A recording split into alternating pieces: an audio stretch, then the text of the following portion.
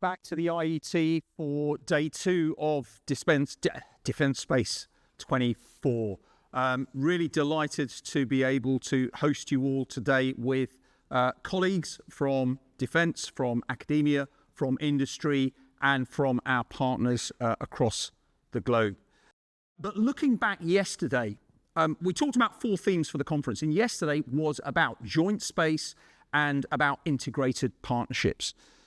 This morning, we're going to be taking it to the next step, which is then looking at combined force and looking at space futures. Now, in my recap from yesterday, as I went through my notes last night, there were clear messages coming through, because we set the proposition early that it's all very well for us to sit, talk, discuss, but it's clear that we need to prioritise for the future, identify the pathways to impact, and start driving forwards. And we were getting some salutary messages, not just from government on the strategic context and the urgency of need for our space capabilities, but also from industry, from academia, and from the skills perspective. And if I was to wind them up into a nutshell, from government, I think it was made very clear that the way we are now working cross-government is perhaps an order of magnitude different from how it was 20 years ago.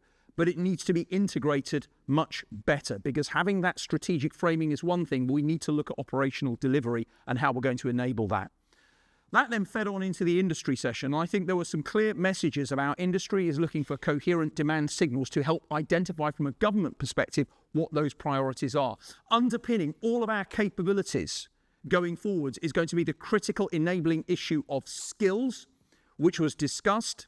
And it was clear that we need not only to be looking at the traditional skills pipelines at school, at university level, and on the vocational side, but also critically, the pathways that we can facilitate for people to come into our sector, having established their pathways for many years in other parts of the working landscape, but also the need within government to have a more agile way for people to come into the world of space, go out into industry, academia, or elsewhere, and then come in again.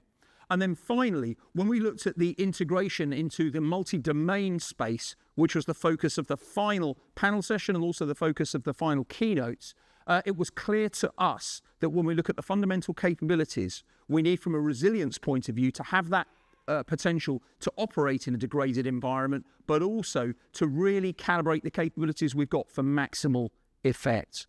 So that will be my overall synopsis from yesterday. And I'm delighted that this morning, before coffee, we have 2 keynotes that will really set the scene for combined force.